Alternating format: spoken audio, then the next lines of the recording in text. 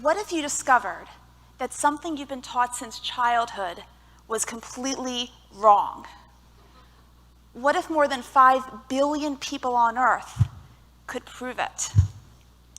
Humankind has been a huge fan of milk and all things dairy for thousands of years. Of course, the caveman wasn't milking cows, but when animal domestication came about, so did dairy. We're all taught the wonders of milk. Want strong bones? Drink milk. Want a great source of protein? Drink milk. Want something for dunking your Oreo cookies in? Milk and cookies. Drink milk. Besides, how can you dispel the advice from people like Martha Stewart, Heidi Klum, Taylor Swift, Wolverine, Austin Powers, Bart and Lisa Simpson, and hundreds of other real and fake celebrities who all wore milk mustaches? Until about 3 years ago, I wore a nice thick milk mustache too. As an on-again, off-again vegetarian since the age of 14, I relied heavily on dairy for my protein and, of course, calcium. But for me, dairy was more than just nutrition. It was a full sensory experience. The creamy mouthfeel of whole milk on a bowl of crunchy Raisin Bran, the stretch of greasy mozzarella on New York-style pizza, and the occasional decadence of a full pint of chocolate Haagen-Dazs after a long day at work. Occasional. But on December 31st, 2012, I vowed I would never eat dairy again, and on that fateful day, I scarfed down, with tears, my last pint of chocolate Haagen-Dazs. Why would I torture myself? Well, a few months before that, a couple vegans came into my life. Let's call them Jennifer and Anna, because those are their names. Now, vegans, just so we're sure, don't eat anything that comes from animals. No meat, no dairy, no eggs, nothing. Naturally, I thought Jennifer and Anna were cuckoo for Cocoa Puffs. But I grilled them with questions. And you know what? They convinced me. I had to become vegan. Now, to be completely transparent here, it wasn't because of anything they said, but I just looked at them and they were hot. And I say that platonically, I'm married, but I just turned 40 and I wanted to be hot too. Within 3 months of becoming vegan, I lost 15 pounds and required 2 fewer hours of sleep every night. That is without any physical exercise or other changes to my lifestyle. The biggest change I made was wiping away my milk mustache. Now, today, I'm not here to push my vegan agenda on you, a little bit. But I am passionate about making sure you're an advocate for your own health. Let's dispel some big myths about milk and look at the science behind it. First, there's calcium. We need calcium to survive. We need it for our bones, our muscles, our nerves, and thank goodness for cows, because for the longest time, I thought calcium came from cows, right? As a matter of fact, it should just be called calcium. Okay, I was wrong. Calcium, it's an element on the periodic table, it turns out, and it's formed during supernova explosions in space. It's also the 5th most abundant element on the Earth's crust. Okay, so how do cows get calcium? The calcium's in the soil. It goes up into the plant. The cow gets hungry. It eats the plant. The calcium goes to the bloodstream through the mammary glands and squirts out as milk. Okay, assume these are udders. It's the closest I have. Sorry.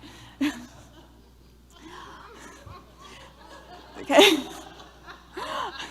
So, okay, in that case, so the cow is actually the middleman, right?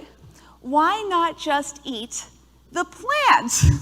Kind of makes sense. As a matter of fact, there are plenty of plant sources that are more calcium dense than milk. For example, fresh and dried herbs like basil, parsley, and thyme, sesame seeds, flax seeds, chia seeds, almonds, tahini, tofu, garlic, yum, Brazil nuts, blackstrap molasses, and also lots of dark leafy green vegetables. Now you have to look at more than just calcium levels. There's also calcium absorption. And this is where the scientific findings totally depend on people's agendas. If you ask pretty much any vegan and plenty of non-vegan nutritionists, they will say that calcium has much higher absorption rates when it comes through most plant sources. Dairy producers and others will say the opposite. Whom do you believe? One thing is for sure. The countries with the highest rates of dairy consumption overall have the highest rates of osteoporosis. The highest. They include Finland, Sweden, England, and woohoo, United States of America. Aren't we proud? The countries with the lowest rates of dairy consumption overall have the lowest rates of osteoporosis. Take China, for example. There are 1 billion people living there who are eating a virtually dairy-free diet, and you don't see them walking out of their home every day and breaking bones. They seem to do okay, and they don't have nearly the rates of osteoporosis that we have here in the United States. To be fair, there are other factors that contribute to osteoporosis, such as your vitamin intake levels, as well as physical activity. But let's look at the worldwide trends. Moving beyond calcium, did you know that humans are the only species to drink the breast milk of another species? It's creepy, I think. Mammals produce milk for their particular offspring, for their species. For example, human breast milk is designed for a human baby to grow slowly physically compared to other animals, but have rapid brain development. Cow's milk, on the other hand, is designed to take a cute little baby calf and beef it up to nearly 1,000 pounds in its first year of life. It's no wonder when I stopped drinking milk, I dropped 2 dress sizes. Now, another distinction that humans have, we're the only species to drink milk after the weaning age. Milk is meant for babies. Most humans after the age of 5 lose the ability to digest lactose, which is the sugar found in all animal milks. When I say most humans, I mean 3/4 of the world's population, or 5 billion people, primarily in Asia, Africa, and South America. Now, in case you're wondering, well, I happen to be in that 1/4 of the world's population, how did that happen? Archaeologists chalk it up to a genetic mutation that occurred thousands of years ago in dairying communities. So if you can drink milk without a problem, you can proudly call yourself a genetic mutant. Yes. Now add in other things like antibiotic residues, recombinant bovine growth hormone, toxic residues, and that whole milk and cookie disease we heard about earlier today, and you have to wonder, why is it that the USDA recommends 3 servings of dairy for adult men and women as part of a nutritious, healthy diet? You have to remember that the USDA stands for United States Department of Agriculture, and it has more than one mission.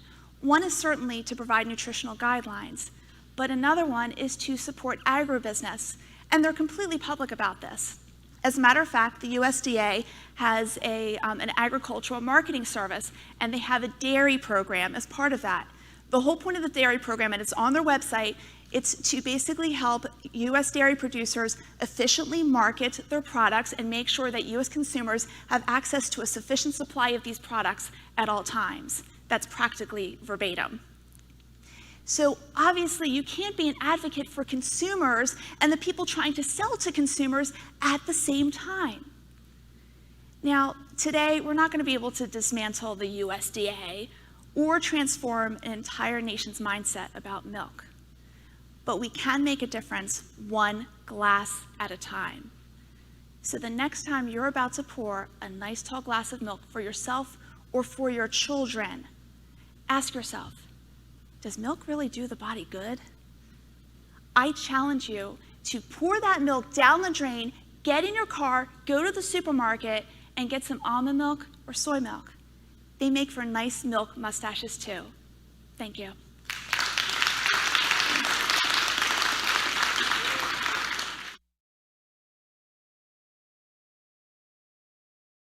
What was Venice Beach before?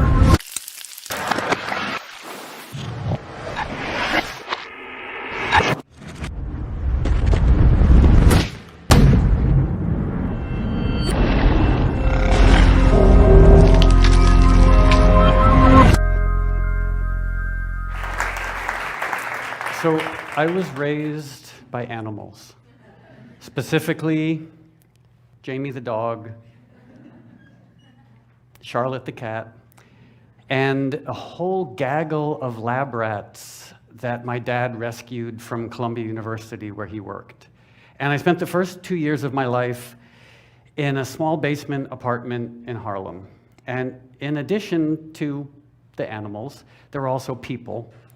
There was my mom, my dad, their friends, and it was the mid-60s, and my parents and their friends were really young, so they drank and they smoked and they screamed at each other and they listened to loud music and they cried and they yelled, while the animals just kind of sat there, calm and quiet. So I learned this lesson with these calm, wonderful animals, that animals are safe, quiet, and to be trusted. And with my parents and their friends screaming and yelling, that humans are loud and terrifying. And so when I was 2 years old, my dad died. And my mom packed me and Jamie the dog and Charlotte the cat and our gaggle of lab rats into her rusty old Plymouth. And we drove up to Connecticut, where she had grown up. And she rented a tiny little house by the train station in Darien, Connecticut. And our menagerie just expanded, and this tiny house became a zoo with more adopted dogs and rescued cats and lizards and more rats and mice and hamsters and gerbils and even some baby squirrels we found in the backyard. It was this wonderful zoo, and I loved all of these animals, like, unconditionally. And my mom, tragically, was newly single because my dad had died. So she started dating, and she had way better taste in animals than she did in men. So she dated Hell's Angels, she dated drug addicts, she dated musicians. And just as a little quick aside, I just want to be very clear, dating musicians is always a terrible idea. So our menagerie of animals were just calm and wonderful, but these Hell's Angels, these drug addicts, they were loud, they were violent, and it just sort of reinforced the lesson that I had learned in that small basement apartment in Harlem. Once again, animals are wonderful, humans are terrifying. And I loved our animals so unconditionally that whenever any one of them died, I grieved inconsolably. So that's me with Paca the cat. And when Paca was hit by a car, I had to stay home from school for a day and just mourn and cry because Paca was my best friend. But I was a suburban boy. I loved animals, but I also loved hamburgers. And I loved hot dogs. And I loved pizza with sausage and pepperoni. And my mom made this meatloaf that she wrapped in bacon and she served with greasy egg noodles.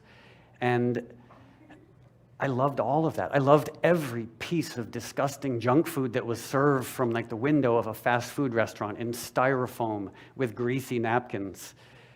And it was like this phrenological paradox. Like there was a wall built in the middle of my brain, and this side of the wall loved animals with their decency and their kindness, and this side of the wall loved eating animals. And I would say it was a paradox, but it wasn't, because I mean, it is. It's a paradox. It's not a paradox, which is a paradox. And because it was also the status quo. Like, everyone I knew loved animals, but everyone I knew loved eating animals. So it never dawned on me that this was a paradox. And on school trips, we would go to farms and visit cows and pigs and chickens, and I loved them as unconditionally as the animals in our home. The cows in particular, because they were shy but curious, cautious but affectionate, and I loved them, but I loved hamburgers. And when I was 10 years old, I was playing at the dump, because I grew up poor white trash in one of the wealthiest towns in the United States, and I spent a lot of time playing at the dump, because the dump was really interesting. There was all this weird, fascinating garbage that the rich people threw out. And there were rats and raccoons, like, fighting over scraps of food. And while I was at the dump, I heard this sound, the tiniest of sounds, just this little mew. And the dump was a loud place. There's I-95, the freeway was right there, and there were dump trucks going by. It was a cacophony. And over this cacophony, I heard it again, this tiniest mew. I felt like Horton in Horton Hears a Who. And I saw this cardboard box, water damaged, and I opened it up. And inside this cardboard box, there were 3 dead kittens. Tiny, like the size of my thumb. And there was one barely alive kitten, so young that his eyes were still closed. And I scooped him up, and I rushed home, and my mom and I then rushed him to our local vet, and our local vet knew us really well, because we had so many animals. And when the local vet saw this tiny, sick kitten, he shook his head dolefully, and he said, "Don't get too attached, because kittens this young don't live without their moms. They don't survive." So my mom and I took the kitten home. We named him Tucker. To this day, I don't know where that name came from. And we made him a soft little bed out of old t-shirts and rags. And at this point in my life, my grandmother was living with us. And my grandmother had the world's most misanthropic dachshund. And his name was George. And George hated everybody. He hated me, even though I loved him. Story of my life. He hated my mom. I think he even hated my grandmother, but he just sort of tolerated her because she fed him. So George walked over in his cranky way to see what was going on with this mewing kitten, and something very surprising happened. George jumped in bed with Tucker and became Tucker's mom. And George cleaned Tucker and warmed Tucker and stayed by Tucker's side 24 hours a day for 2 weeks until Tucker was healed and well. And my uncle, Joseph Kugielski, was a photographer for the New York Times and some local papers in Connecticut. And he took that picture. And you are right to awe, because it's adorable.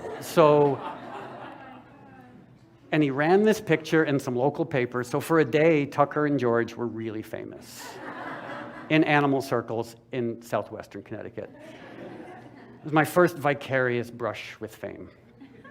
And I loved Tucker. He was my best friend. He was like the little brother I'd never had. He used to meet me at the end of my driveway when I came home from school, and we played together, and we slept next to each other, and I loved him so much. But I kept eating hamburgers, and I kept eating hot dogs, and I kept eating junk food. And then one day when I was 19 years old, I was sitting on the steps of my mom's house with Tucker, and we had this orange shag carpeting. So I'm sitting on the orange shag carpeting with Tucker, and the sun was coming through the windows, and it was just this perfect moment. And I looked at Tucker, who at this point was about 9 years old. Fun aside, Tucker lived to be 23. So I looked at Tucker, and I saw this perfectly formed being. This individual with 2 eyes and a central nervous system.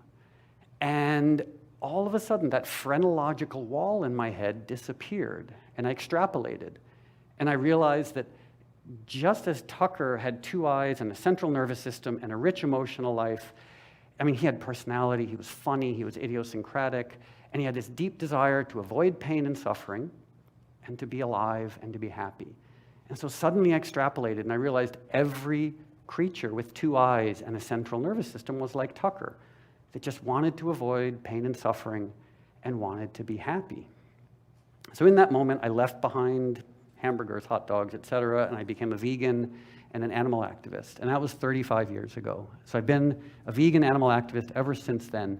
And it's the most important part of my life. Like, I love making music and doing other things, but animal activism, I was gonna say Trump, but it surpasses the other things that I do. And honestly, being an animal activist can be really hard, because every year 100 billion, over 100 billion animals are killed by and for humans. That's billion with a B. So it's challenging, but on the other hand, being an animal activist is kind of easy, because all I have to do is remind people of what they already know and remind people of what they already feel. Because I assume everyone here, except for the sociopaths, has had that experience of like bonding with a cat or bonding with a dog and feeling that heart-expanding love. And of course, I mean, as I've been doing this for a long time, I've learned many things that have sort of reinforced my animal activism. The fact that animal agriculture is the second leading cause of climate change. that 75% of antibiotic resistance, the plague that awaits us all, is a result of animal agriculture. Because the animals on factory farms are treated so badly and they're so sick, the only thing keeping them alive are megadoses of antibiotics. The role of animal agriculture in cancer, diabetes, heart disease, Alzheimer, obesity, the fact that 90% of rainforest deforestation is attributable to animal agriculture. 50% of ocean acidification comes from animal agriculture. So all these facts sort of strengthen and buttress my activism. But at the end of the day, what sustains me as an activist is love. The unconditional love I had for all the animals I grew up with, and the unconditional love I have for all animals. And I think that's the best part of who I am, that selflessness and love and patience and kindness. And I think it's the best part of who we are. You know, the part of humanity that wants to protect the innocent and defend the vulnerable. That's the best of humanity, not the part that puts animals in factory farms. And that epiphany, that realization, that moment I had with Tucker on the stairs in my mom's house stays with me. And that realization is sort of encoded into the core of who I am. Just the realization that every animal with two eyes and a central nervous system wants to avoid pain and suffering. And every animal, no matter how big or how small or how wild or how domesticated, just wants to be alive and simply wants to be happy. Thank you very much.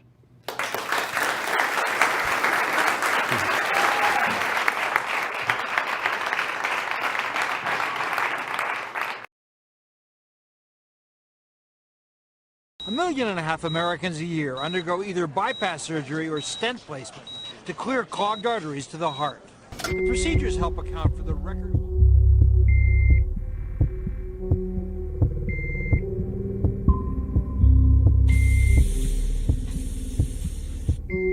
In 1980, 15% of American adults were obese. Today, that number has doubled to 30%. There's a major recall of ground beef spreading today to 20 states. Despite all this money, a new analysis finds that the United States places last among industrialized nations in preventable deaths. Doctors say child obesity can lead to liver disease. Studies show that money worries can cause depression, addiction, and obesity. A new survey shows that for many Americans, healthcare debt is a major financial pain. After 5 days of food riots, Haiti's prime minister was ousted. They pass more greenhouse gas than the typical SUV. Because Americans love the mall. They love the mall. That's where they get to satisfy their two most prominent addictions at the same time: shopping and eating. The new data has convincing evidence that processed meats, including bacon and ham, can cause colorectal cancer. We may be going into the bust now, but can you forget all of those those successive quarters of growth? It was unparalleled in American history. For every GDP dollar of growth, they generated $5 to $6 in debt. The growth was completely illusory. Just because you have Americans that weigh 300 or 400 pounds waddling down the mall, stuffing themselves like ducks on a foie gras farm, you can't equate that to growth. That's disgusting.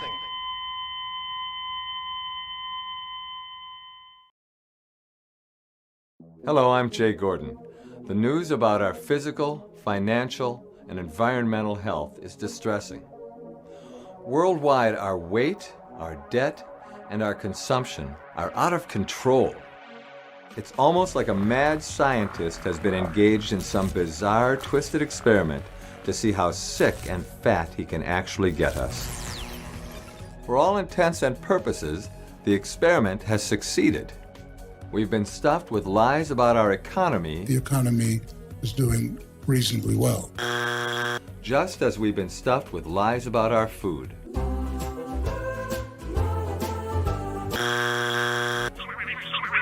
Our information is processed for us. Our food is processed for us. We've become processed people. So we have to ask ourselves, how did we get here? And what can we do? Clearly, we're moving less, we're eating more, we're getting much heavier. Plus, the type of foods we're eating has changed dramatically. We're eating foods that are more processed, more refined, and more calorie dense than ever before. A lot of us are still undernourished, despite the fact that we're overfed. I mean, we're eating way more calories than we need, but we're still hungry in a way. Our cells are still craving something because we're not getting the nutrients we need. We're eating so much junk food. When you eat a diet that's so unhealthy, you become a food addict, and it makes the body crave more calories just to feel well.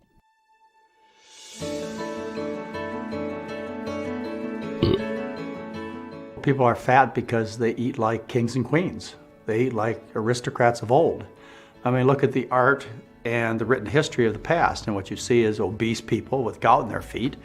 When you eat a diet that is full of rich foods, what happens is the body adapts to those rich foods, and part of the adaptation is it puts on a tremendous amount of body fat. And it gets sick. It gets terribly burdened. Americans have become really fat because we're sold really bad food. When I was growing up, whenever we would go out for quote unquote hamburgers, that was a rare event and it was a treat. And I know families now that this is how they feed their kids. It's like, okay, you're hungry, let's go to KFC. Tomorrow you go to McDonald's. There are billions of dollars spent each and every year influencing children and adults to eat greasy, salty food. Food that is dense in calories while being completely not dense in nutrients. So the Kaiser Foundation did a study recently over a few months on advertising, TV advertising to kids. And they analyzed 8,800 television ads. And out of those, the majority of them were for high fat, high salt, high sugar, high calorie foods for children. Of those 8,800 ads, guess how many were for fresh fruits and vegetables? 0. It takes between 3,400 and 4,000 calories to fill the stomach one time with chicken, cheese, and oil. It takes 200 calories to fill the stomach with vegetables. So as long as we continue to eat refined and processed foods and lots of animal foods, we're going to continue to have weight problems in this country. I talk about this concept of toxic hunger, that when you don't meet your micronutrient needs, you feel very poorly when you stop eating for a few hours and your body stops digesting food. And you could feel shaky, weak, lightheaded, mentally confused. Overall, you feel ill, and you feel better if you eat food again. You know, we're in the information age, and the amount of information available to us is just incredible. Not only can you get access to good information, you also have ready access to bad information. And most people do not know how to filter the information between what is good and what is bad. We've turned over school lunch programs to fast food restaurants or private groups who are the lowest bidder, and they just come in with all kinds of junk and garbage. The idea of offering chicken nuggets and pizza in the cafeteria may be appealing to a 9-year-old, but it's certainly not the diet that they should be living on. We have a Department of Agriculture that subsidizes products like high fructose corn syrup, products like oils and fats that aren't good for us. And factors that of how food affect the human body and to create addictive drives and cravings.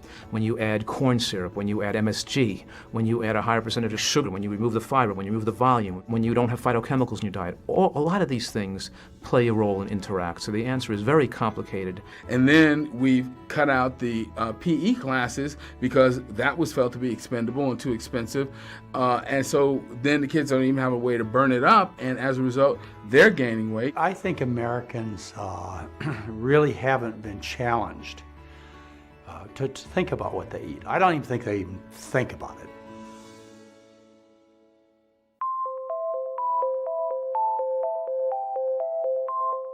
It's a difficult question, especially in a society today where, by the age of 40, autopsy studies show that almost all Americans have developed some form of heart disease. They have atherosclerosis. Health, in my opinion, would be when you wake up in the morning, you don't have aches and pains, and you just absolutely have all this wonderful energy, and you don't have an illness, and you're not popping pills. I used to see health as the opposite of disease, and I don't do that any longer. I think of health as our natural state. Sickness is an abnormal state. The body's intended to be healthy. It's intended to look good, function well, and feel well. If it doesn't, then that's wrong. Even though in our society, wrong seems to be normal because so many people are wrong. They're sick, they're fat. I really do believe that if we were not interfered with, if our bodies were not poisoned with toxic substance, and that's food and the environment, if we lived in a pure environment, we would be healthy. Health is not just the absence of illness. It's the presence of well-being. We have an explosion of high blood pressure, diabetes, heart disease, allergies, autoimmune conditions in this country. And so we can't say that a person with the absence of symptoms who feels well is healthy if we see signs that diseases are developing but haven't yet become symptomatic yet, can we? Could that be good health if you feel well and then develop cancer 5 years from now? Were you really healthy 5 years when you had no symptoms? Health, if I'm correct, health came from the same root words as holy and whole. So to me, it's the whole composition of who I am and the way I exist in this world. If in the year 1900 in America, only 2% of all Americans developed heart attacks and strokes, and today it's 51%, are we healthier today?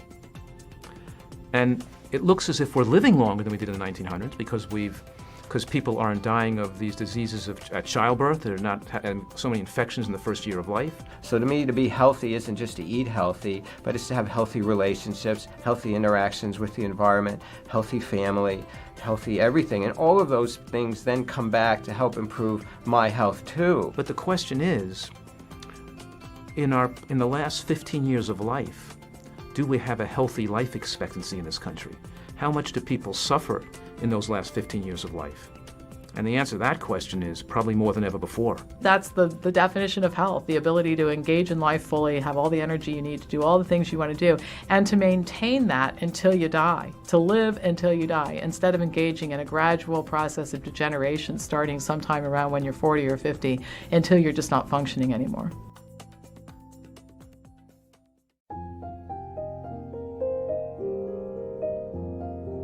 I think our approach to healthcare is really to teach people to deal with illness rather than teaching people to prize health. I think we have a disease care system. I think it's phenomenally expensive. I think that we've failed our population, that healthcare should be teaching people how they can take control in their own lives to protect themselves against diseases and not trying to offer them a pill mentality to solve a problem. True prevention is not part of the healthcare system because the healthcare system, like any other system, is a money-making system. The U.S. healthcare system is a system based on profit. Drugs and surgery, a pill for every ill mentality. If its intention was to really make people healthy, then it would be a very unprofitable system. As it is now, you got the commodity, which is sick, fat people, which everybody's getting fat off of, so to speak, economically. There is a tremendous amount of money being spent right now to find the cure for diabetes, and much, much, much less money being spent to figure out how to prevent type 2 diabetes and even how to prevent the triggers to type 1 diabetes. What's called prevention now is really primary intervention.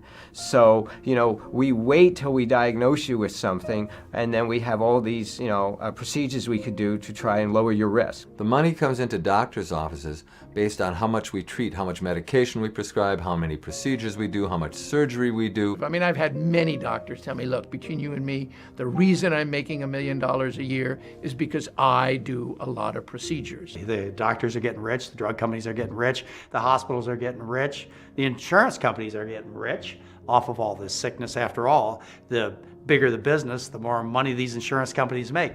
And so all the financial incentive is towards sickness. There's no economic incentive to teach people how to eat well, how to exercise more, how to get enough sleep to stay healthy. The financial incentive is in treating illnesses. We've given millions of dollars to the American Cancer Society. Most of that money has gone to the drug research and drug companies finding us to have a solution. We have a pill solution for everything. It's like people think life is a fairy tale. We're going to find a magic wand and say you can be healthy. They don't realize that you have to earn good health. The medical profession right now is doing what? We're feasting on selling disease. And we are so successful on selling sickness that there are not enough dollars in this country to pay for it. I've talked to many cancer doctors, and I said, well, what about diet? Well, yes, of course. What about prevention? Oh, sure. I said, did you learn much about that? No, we didn't. Are you interested? Not really. Because it's not high tech, there's no money involved, and there's nothing involved in telling people go and eat more fruits and vegetables. The degree to which profit and profit-seeking, profit motive has sucked the spirit out of healing and medicine and replaced it with something that's unworthy of us as human beings. Healthcare in this country is expensive because we let it be, and we let business control things. I mean, if we were just talking about a drug-based business, most of the good drugs are generic, and they're really cheap. Best blood pressure pills there are diuretics that cost, a penny for many pills. Whereas what's sold are the $4 a piece blood pressure pills, which are less effective, which has been proven, less effective and more dangerous. But it's the profit that drives the kind of care that we have. We have this new religion in modern America today, and that religion I call medicology, the belief that our savior is the doctor or the medical profession or the pharmaceutical companies who think that giving us a pill is our answer to a long, healthy life. My wife says, whatever you do, stay out of the hospital under all circumstances, and she's a doctor. To a degree, I think that the medical, governmental, and pharmaceutical complex has failed us. Our educational system has failed us. It hasn't given people the knowledge they've needed to control their health destiny. We want to believe in magic. A true healthcare system would be one that empowered people and gave them the information they needed to take care of themselves. People don't eat vegetables when they're pregnant. Women don't eat vegetables, so instead we tell them to take a folate pill. Right? They don't eat vegetables, so the baby comes out, we give them a shot of vitamin K into the baby's thigh. We've turned everything into a medical solution instead of getting back to the basics of what constitutes a healthy life. If you change the financial incentives in our healthcare system so that good health, good function, and a good diet were the rewards, then we'd see a change in our health overnight.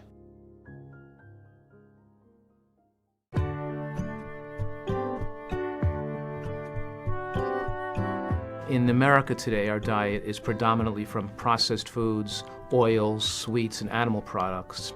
The amount of fruits, vegetables, beans, nuts, and seeds in the American diet is dismally low. The scientific evidence is fairly clear that humans thrive on a plant-based diet that's relatively low in fat, high in fiber. It has a low calorie density, a high nutrient density, and a high satiety. A wide variety of fresh vegetables, green ones, yellow ones, red ones, orange ones, all kinds of colors, and whole grains. Plant-based, whole food, unrefined, unprocessed diet. What I recommend for all the families in my practice, fresh fruits, vegetables, grains, beans, pasta, a little tofu. What are the nations that don't have many of these chronic illnesses that we in the Western world do have?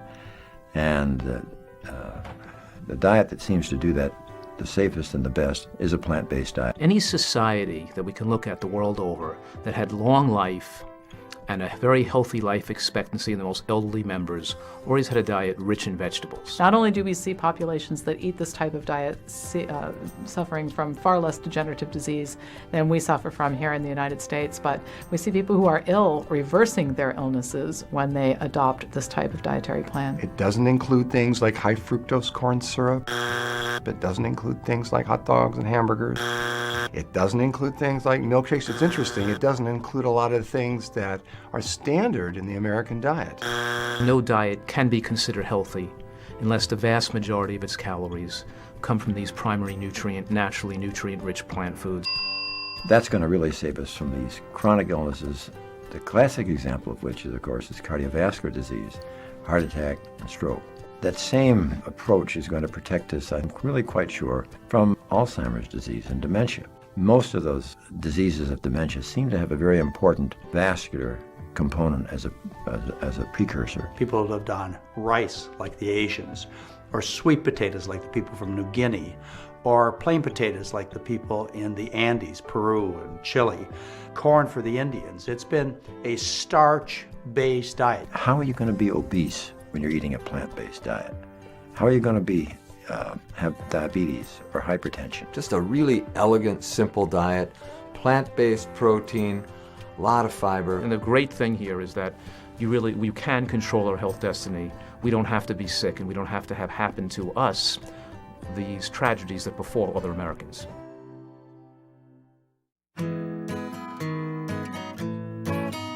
People do not need to eat animals to be healthy. Virtually every nutrient you need you could get on a well-rounded, unprocessed, unrefined plant-based diet. Eating animal products, eating animal protein is one of the unhealthiest ways to eat. What I have seen is that most people, when they stop eating animal products, they feel better and they're healthier.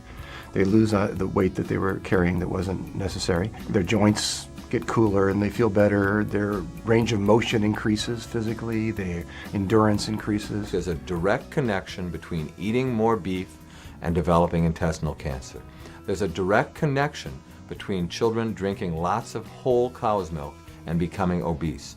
We know this, we've studied it, we published it, and doctors still ignore it, and we teach our patients to ignore it. Without question, the best diet for us is a diet that is based either entirely or almost entirely on nothing but plant foods. I mean, you could be healthy on a diet that includes a small amount of animal products. Just because you cut animals out of your diet doesn't automatically mean the diet you're left with is healthy. You still have to learn how to eat healthy and consume low-calorie dense, high nutrient dense foods. You can't design a diet that can be healthy if it gets a majority of calories or too many calories from animal products. And you can't design a diet to be healthy if you get too many calories from processed foods like sugar and white flour either. People not only do not need animal products to be healthy, if they consume them in significant amounts, they'll be sick, just like Westerners are. They're sick and fat.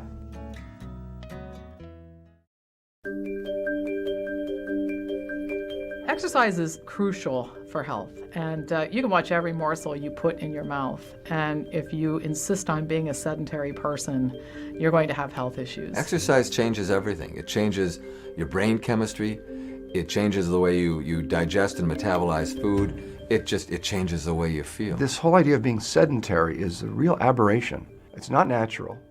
And it's strange, and it's very, very unhealthy. If you think about it from an evolutionary standpoint, it wasn't all that long ago that we were hunter-gatherers and cave dwellers, and we burned up an enormous amount of calories every day moving around. So we're simply not adapted to being sedentary people. I tell the patients in my practice, especially the fathers, that you need to get 2 hours of exercise a day, and they laugh at me. Obviously, there are other factors besides diet and nutrition that determine good health. And those other factors may be getting sufficient rest and sleep. We have a chronically sleep-deprived society, and that's not good for our general health. That's well established. We need to exercise regularly. We have a population that's not physically fit, and we develop sarcopenia.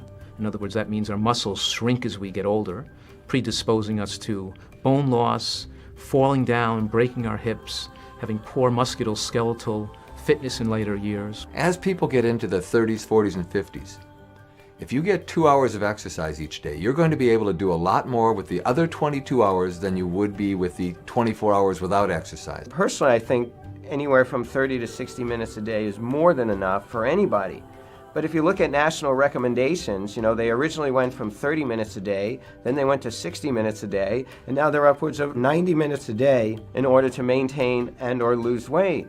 Well, the only reason they've had to increase the exercise guidelines so much is because people are eating so many more calories and they're trying to offset the extra calories we're all eating. And as far as children are concerned, everybody wants a magic answer. All the best dog trainers know that if you want a healthy, happy, well-behaved dog, exercise the dog an hour, 2 hours a day. If you want happy, healthy children, get them a couple of hours of exercise. It's not as easy as it used to be, where we used to be able to walk out our front door and we'd play kick the can or play tag after dinner. And of course, people don't get enough sunshine. They're afraid of the sun because of the loss of the ozone layer and skin cancer. But skin cancer is also caused by the low nutrients in our diet, which increases our risk of cancer when we do get sun exposure. Exercise plays a huge role in health. Actually, moving is what plays a role in health. It doesn't have to be exercise per se. I hate exercising. I will not exercise. It just so happens, though, that I windsurf for 2 to 3 hours, 2 or 3 times a week, and I'm out there having a good time. And it just happens to give me some physical activity. I've got grandchildren. Every chance I get, which again amounts to 2 or 3 times a week, I'll take the smallest grandchild, throw them in the backpack, and hike up in the mountains for an hour or 2. But that's not exercise. To me, that's just fun. The side product is I do work the muscles. If you move, if you dance, if you play tennis, if you swim, if you sing, and you move your whole body as you do so, you play with your kids and just be physical. It's important for your immune system. It's important to prevent you from having falls. It's important to prevent you from getting injured. Now we know that it helps your brain. It certainly helps your heart. Almost all the systems of the body are helped by exercise. And of course, the biggest objection people give me is they don't have the time, but you either spend the time to engage in activities that prevent illness, or you spend the time engaging in activities that treat illness resulting from not spending the time to stay healthy. So I don't have a lot of patience with that particular objection. I try to swim at least a mile every day. People are naturally designed to have, throughout human history, moved that body around. It's just in our society where, you know, they're so sick from the wrong food, they don't feel like moving.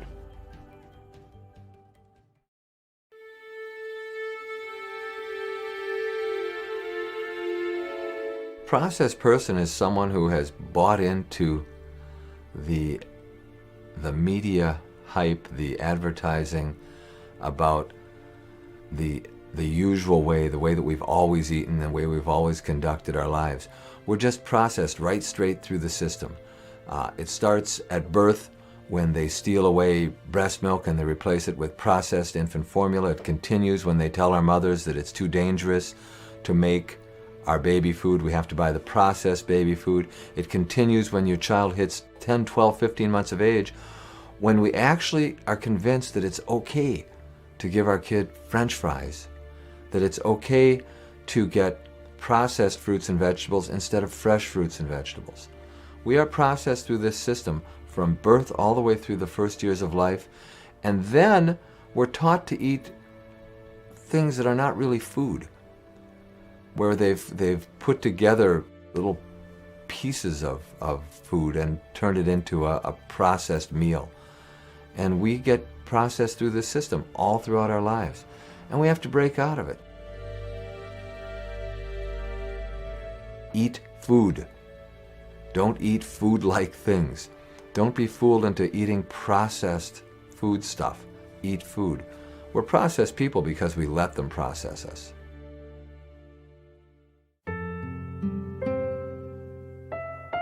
I see about 100 patients a week, so several thousand a year, who come in with all kinds of health problems. And the irony is many of these are many of the best educated, wealthiest people in America, and yet they still have all of the same health problems that everybody else does: heart disease, diabetes, metabolic syndrome, obesity, and cancers. So the blessing is that I get to see on a daily basis what happens to these people when they implement these changes in a controlled environment. And on average, I see somewhere around 50 to 75% of them just throw away their medications with no longer the need for them, and sometimes as little as 2 to 3 weeks. I see cholesterol levels drop from 300 to 150.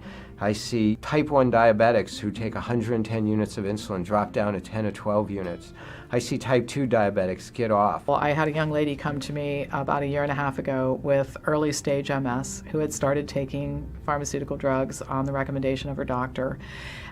Was very concerned about her health and the rapid degeneration that she was experiencing, and adopted this program of dietary excellence that we recommend with a few modifications, and is drug-free, symptom-free, and of course, gave her life back. And I tell people, this isn't me. This is the diet. This is the power of the diet. Now, when I was traditionally practicing medicine, I was just loading them up with drugs. They stayed fat and sick, and all they did was carry around a bag full of drugs. And that's it. You look around at your friends and relatives who go to the doctor faithfully every month, and what you see is fat, sick people carrying around a bag full of drugs. In my practice, it's entirely different. What happens is people change their diet, they get some exercise, they clean up some bad habits, and what happens is their physical appearance, their activity, everything about them changes for the positive.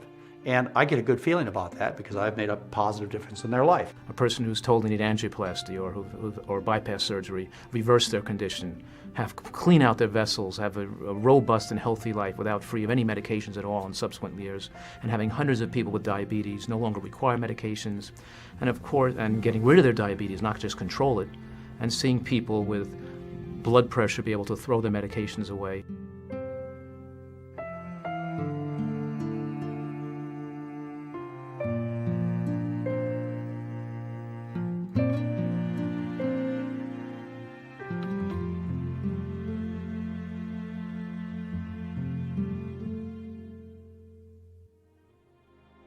I come into work many mornings, and there's people who are just waiting at the door to see me because they have seen the first time in decades their numbers on their blood profiles and their risk factors are all in the normal range for the first time ever.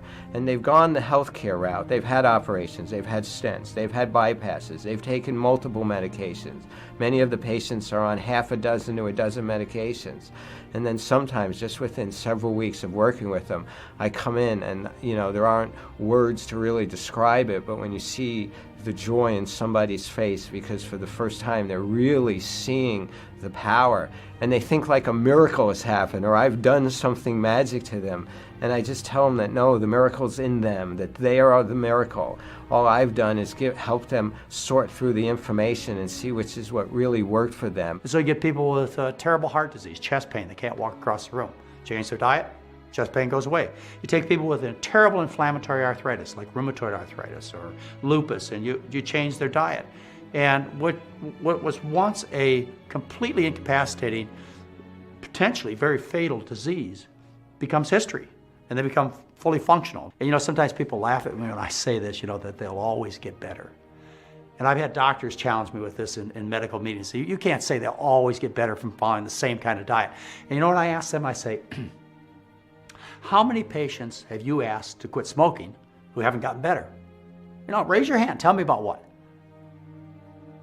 Never a response. How many drunks have you taken off the booze who haven't gotten better? Well, no one has an experience other than they always get better.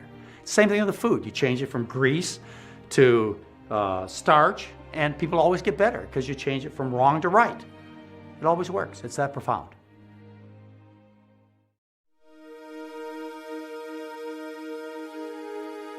What's going to happen if we don't change in our diet and lifestyle is what is happening today to people who haven't.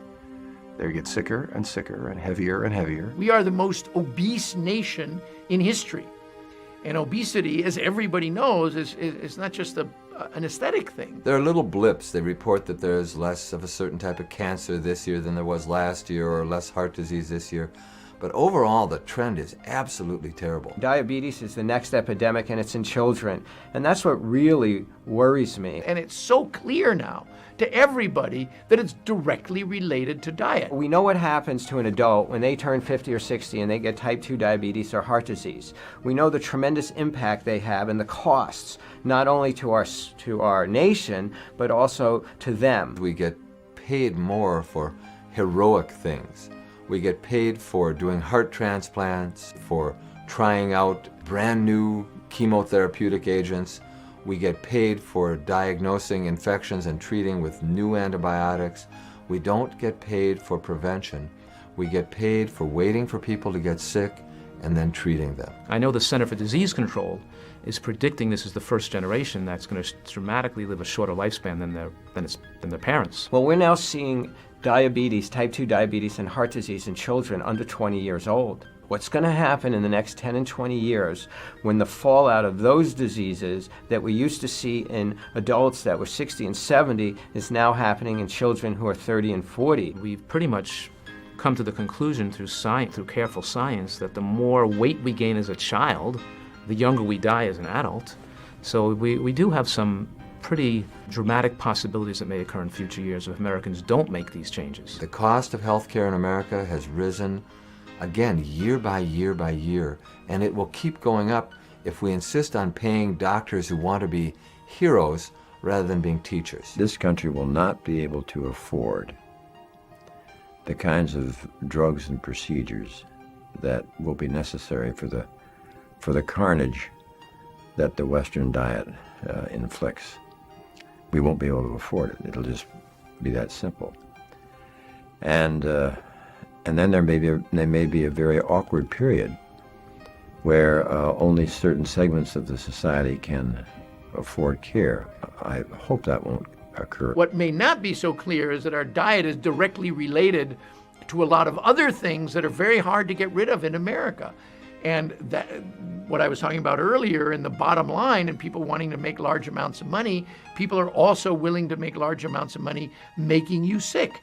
If they know that they're making a product that is not healthy, but people are buying it in huge amounts and it tastes good and it's cheap and they sell hundreds of millions of them, it's going to be a big struggle to tell them, look, you are doing something immoral. On the other hand, I think the fact that things have gone downhill, that diabetes and obesity has skyrocketed with no end in sight, and that healthcare costs have gone up 500% in the last 5 years, and that with no end in sight, and putting corporations under tremendous economic stress, making jobs go overseas, and corporations be going bankrupt, and I think that's a motivating factor where people are now opening up their eyes and looking at things and looking at the possibility of change. And for me, I see it as an opportunity. There is no way that this planet can support a meat-eating species as large as human beings in the numbers that we now exist.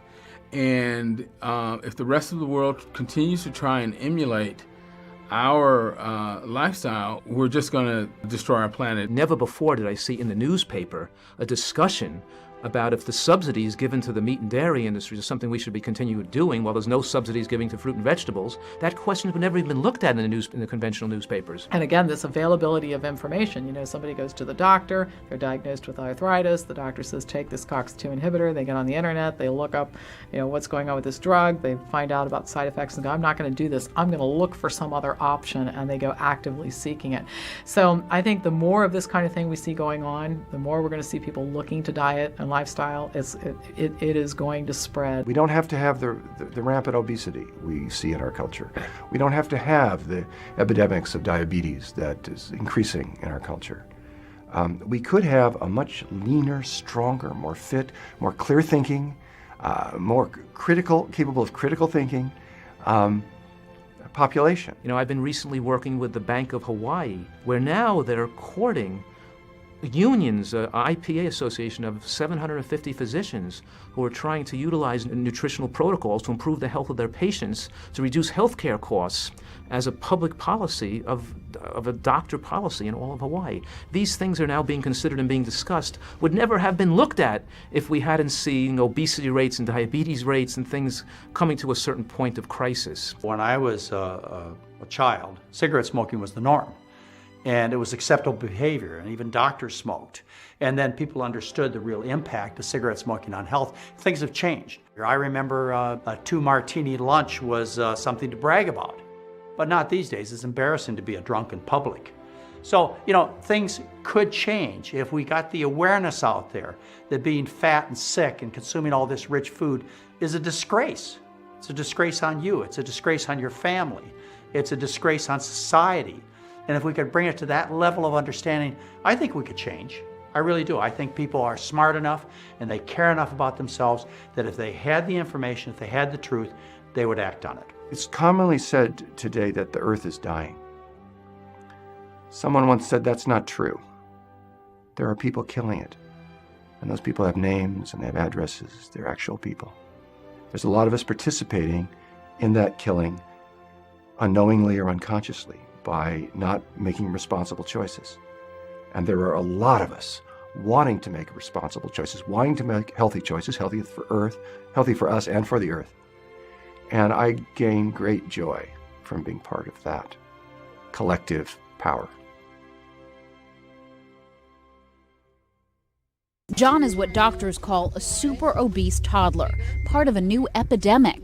Children as young as 2 and 3 who are extremely overweight. The rise of obesity amongst young Americans is one of the most alarming statistics that there is. We should have physical fitness programs and nutrition programs in schools. Every parent should know what's going on. And Councilwoman Perry went on to tell us that in some places in her district, it's easier to get a handgun than it is to get some of these fruits and vegetables that she's talking about. 2 of the top-selling prescription drugs in the world may not work. We are going to make sure that we manage chronic illnesses like diabetes and heart disease that cost a huge amount but could be prevented. This idea that fat cells in the body somehow release these hormones which serve as a fuel for cancers. After 9 years of follow-up, they found that those who ate a diet heavy in refined grains, processed meats, fried foods, and sweetened or diet soda had a dramatically increased risk of metabolic syndrome, which is a group of risk factors that can lead to cardiovascular disease and diabetes.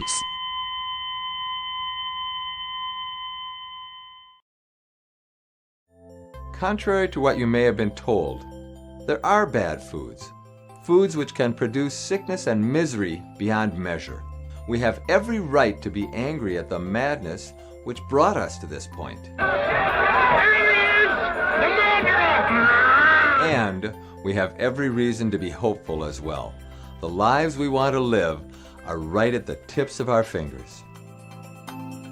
It's not up to the government, your parents, your favorite restaurant, your supermarket, to make the lifestyle changes critical to good health. It's up to you. Educate yourself. Don't be a processed person.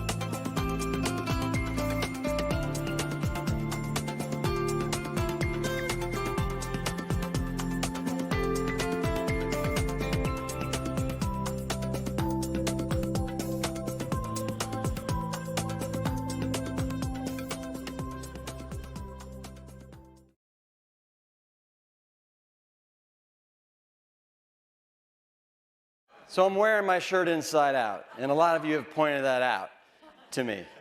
And I do this from time to time, and when somebody says it, I say, I know I'm wearing my shirt inside out. I'm doing it on purpose, and I'm doing it to help people turn their health around. And they say, well, how do you do that? And here's the story.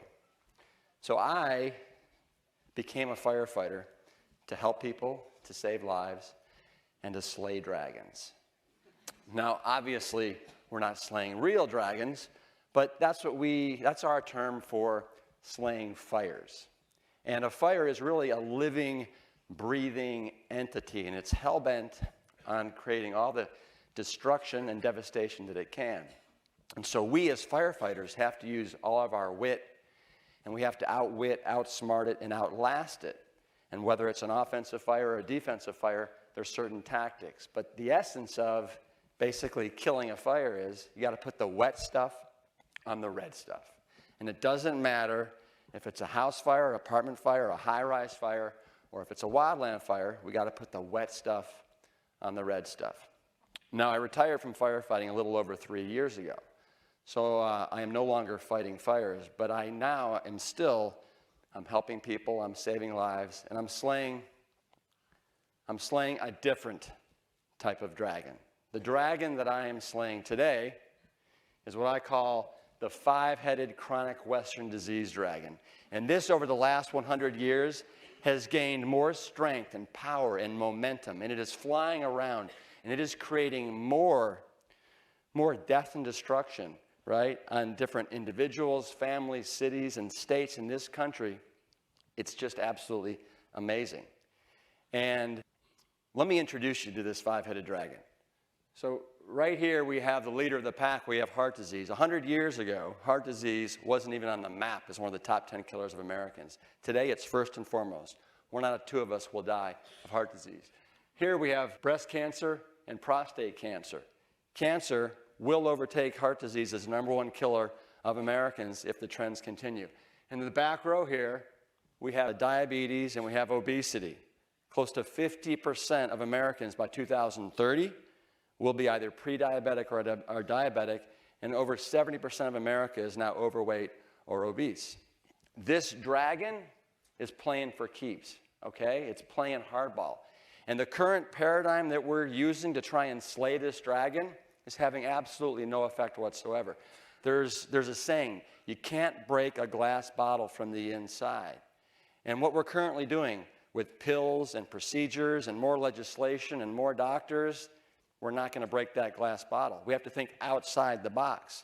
And the answer is plant-based nutrition. Something so simple, yet so profound and so inexpensive that we can absolutely lay waste to this dragon that now comprises 75% of this country's healthcare costs, right? 5 diseases, 75% of our healthcare costs. And we know beyond a shadow of a doubt, every one of these diseases is either preventable or reversible with plant-based nutrition.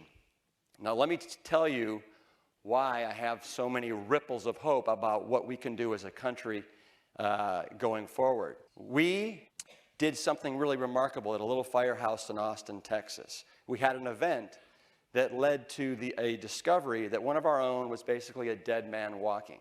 And so I challenged these guys for 28 days, let's eat all plant strong. Fruits, vegetables, whole grains and beans, some nuts and seeds. And these guys, in 28 days, morphed themselves from medical time bombs into healthy superheroes. It was absolutely amazing. And it was the spark that we needed and the confidence that these guys needed to start a wellness revolution at a firehouse in Austin, Texas, the land of beef. And so we just fed on this.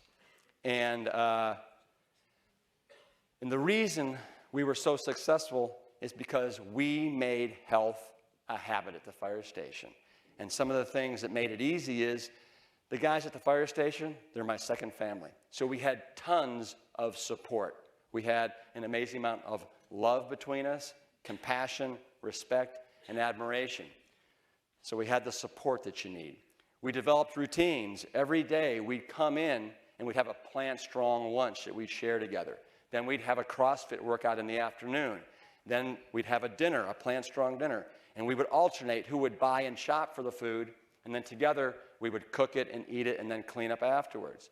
And then the next morning we'd have a plant-strong breakfast. And then before we left at noon the next day, we'd have a plant-strong lunch. So these are routines that became consistent for years, for months and years. And then I had to educate these guys. These guys had the same questions that everybody has. Well, where am I going to get my protein from plants, right? What about calcium? And I said, listen, as far as protein concerned, it's a boogeyman, right? Don't worry about it. The scientific term, the medical term for protein deficiency is kwashiorkor, and you don't know it, and you don't even have to mess with it. And then for calcium comes from the ground. It's a mineral, right? If you want to get a first-class, highly absorbable form, you want to get it from plants, not from calcium. It's not calcium, it's calcium. And then these guys, they had a huge disconnect between what they thought was healthy and what in reality was healthy. So let's slay some of those dragons here together. So first, they thought red meat put hair on their chests and made them more manly.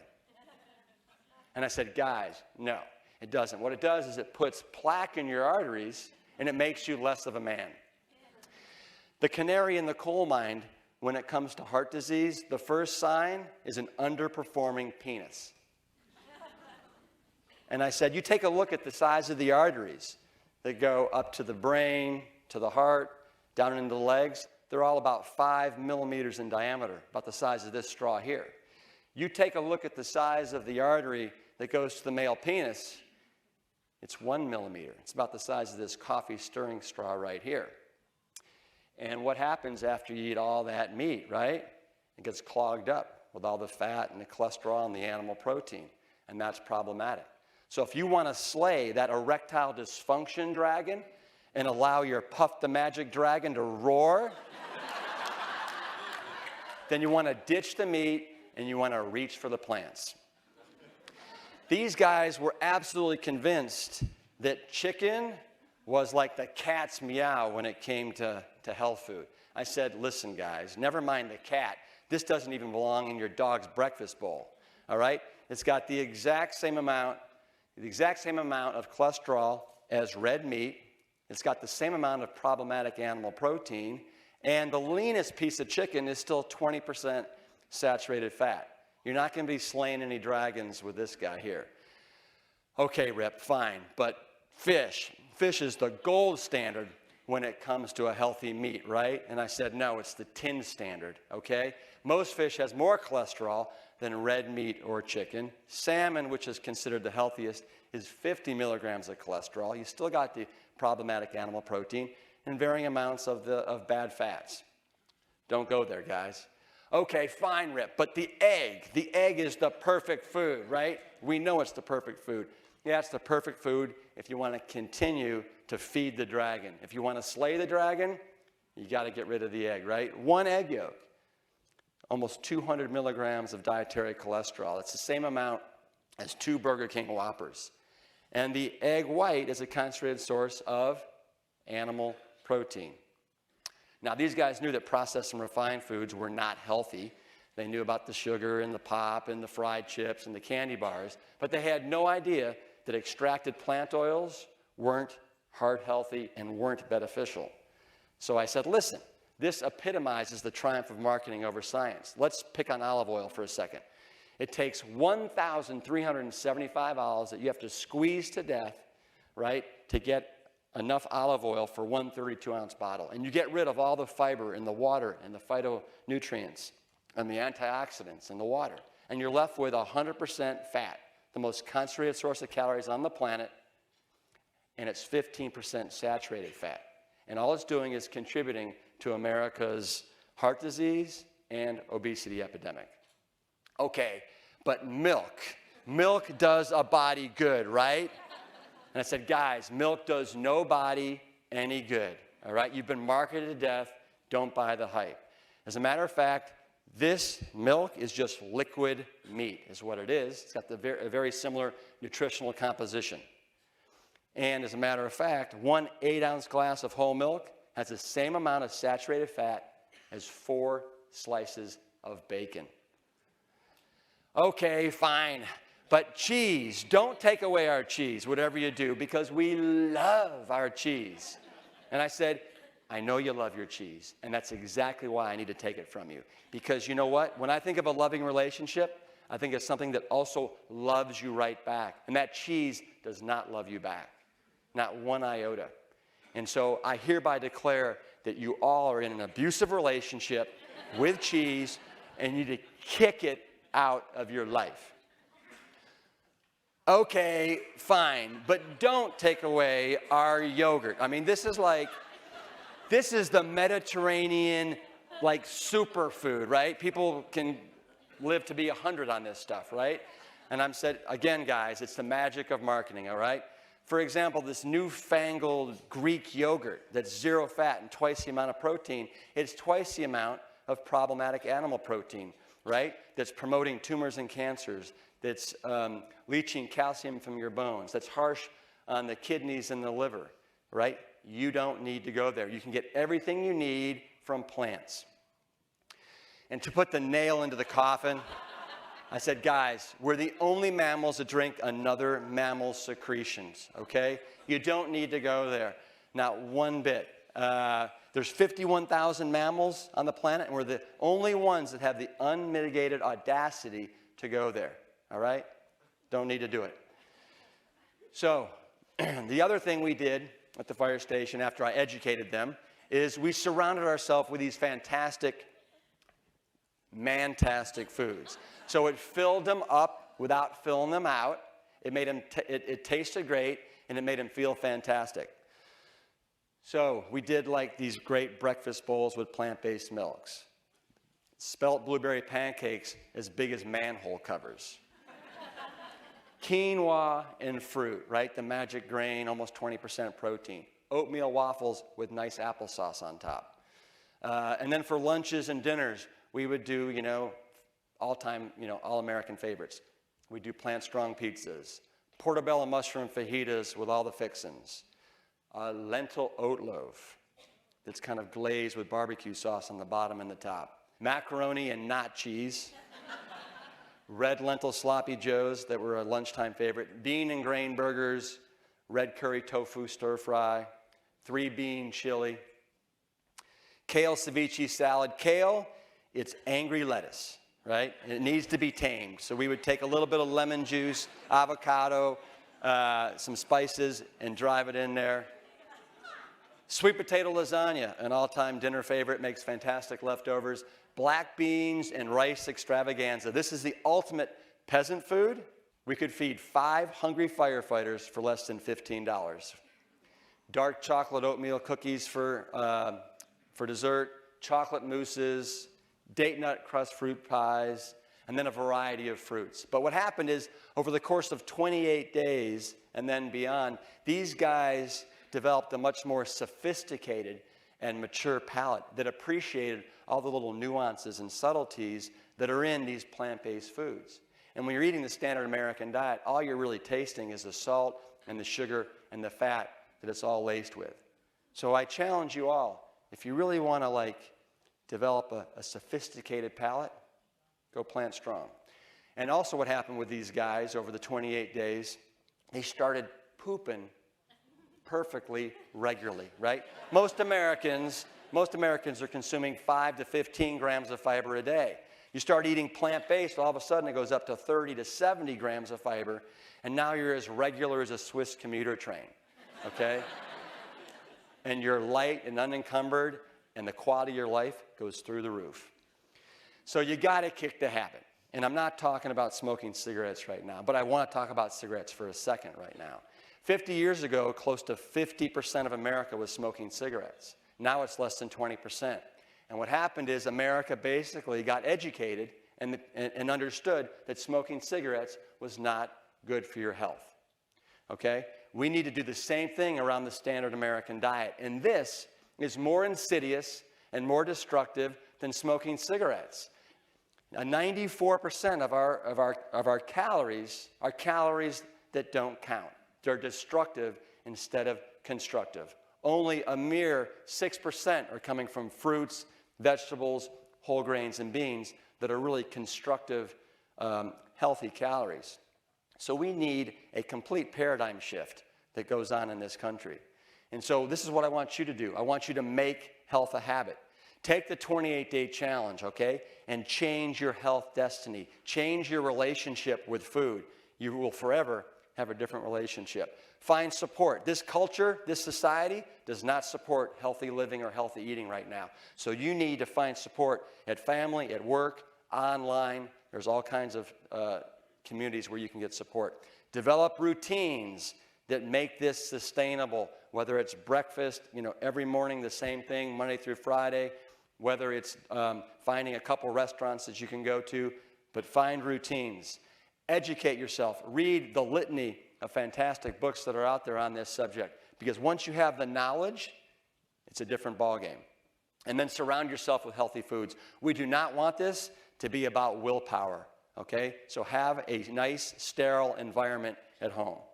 And then make food you enjoy. You saw the fantastic pictures that we were eating at the firehouse.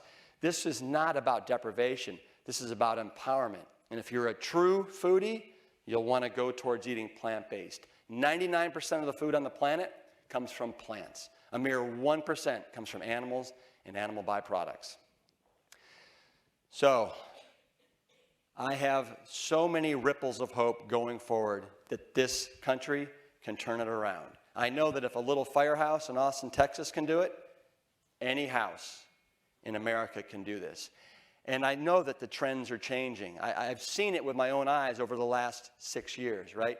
I've seen Forks Over Knives become the #1 viewed and selling documentary in America for the last 2 years. I've seen the fast food president, right, go plant-based. I've seen media moguls like Oprah and Ellen that are now pushing plants. I've seen CEOs like John Mackey and Biz Stone of Twitter and Bill Ford of the Ford Motor Corporation that are going plant-based. I've seen professional athletes like Serena and Venus Williams and the #1 running back in the NFL, Arian Foster, are now plant-based, okay? The time is here. The time is now.